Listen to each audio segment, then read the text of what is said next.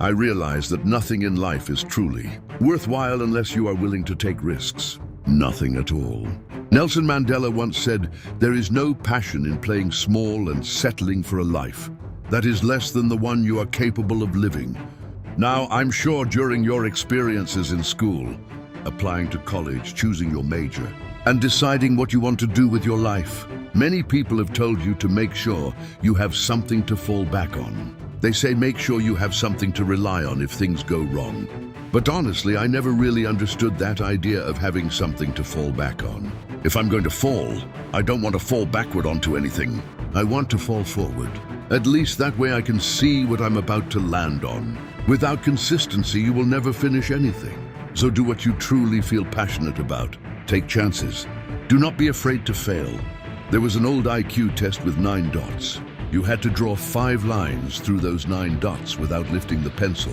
The only way to solve it was by going outside the box. So don't be afraid to think outside the box. Don't be afraid to fail big and dream even bigger. But always remember this: dreams without goals are just dreams. Reggie Jackson struck out 2,600 times in his career. That is the most strikeouts in the history of baseball. But people don't remember the strikeouts. They remember the home runs. Fall forward. Thomas Edison conducted 1,000 failed experiments. Did you know that? I didn't know that before. But the 1,001st experiment became the invention of the light bulb. So fall forward. Every failed experiment is simply one step closer to success. You have to take risks. I'm sure you have heard that many times before, but I want you to truly understand why it matters. At some point in your life, you will fail. Accept it. You will lose. You will embarrass yourself. You will be terrible at something. There is absolutely no doubt about it. And I know that may not sound like the typical message for a graduation speech, but I'm telling you to embrace it, because failure is unavoidable. In the acting business, you fail all the time. Early in my career, I auditioned for a role in a Broadway musical. I thought it was the perfect role for me, except for one small problem: I cannot sing. And of course, I did not get the job. But here's the important part. I did not quit. I did not fall back. I walked out of there and prepared for the next audition. And then the next one. And then the next one. I prayed. I prayed again. And I kept praying. But I also kept failing. And failing again. And failing again. But it didn't matter. Because there is an old saying: if you hang around the barbershop long enough, sooner or later you're going to get a haircut. In other words, eventually you will catch a break. And I did catch a break. Last year I performed in a play called Fences on Broadway. But here's the amazing part. It was at the same theater. The exact same theater where I failed my first audition 30 years earlier. The point is this: every graduate here today has the training and the talent to succeed. But the real question is this: do you have the courage to fail? Because if you are not failing, you are not even trying. Let me say that again. If you are not failing, you are not even trying to get something you never had. You must be willing to do something you never did.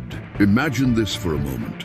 You are lying on your deathbed, and standing around your bed are the ghosts of your unrealized potential.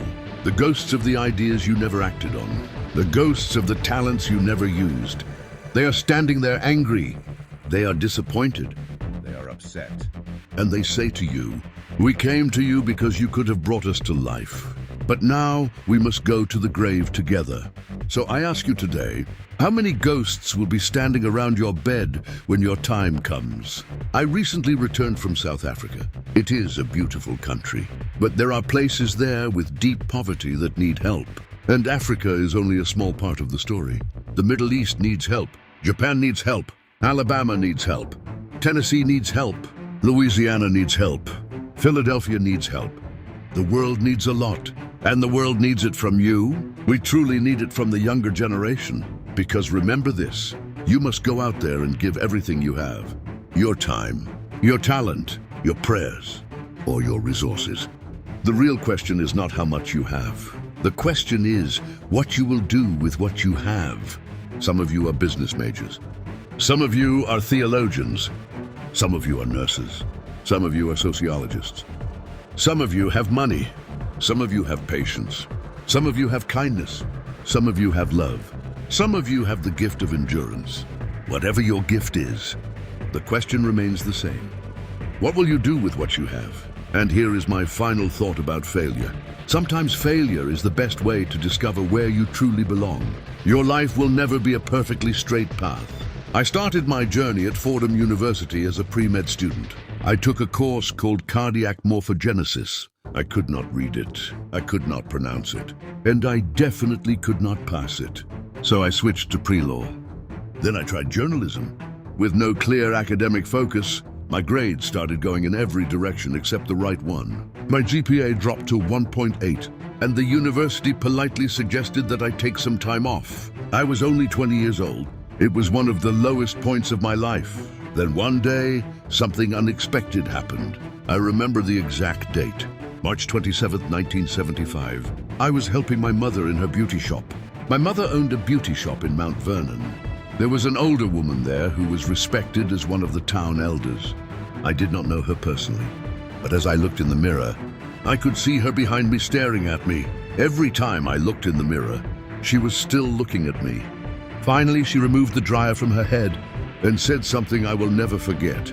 She said, "Young man, I have a prophecy for you, a spiritual prophecy." She told me, "You will travel the world, and you will speak to millions of people." And in the years that followed, just as she predicted, I traveled around the world and spoke to millions of people through my movies. Millions of people who could see me on the screen, even though I could not see them. They could only see the character in the film. They could not see the real person. But today I can see you, and what I see gives me hope. What I see gives me strength. Because taking risks is not only about chasing a job. It is also about understanding what you know and what you still need to learn. It is about being open to people.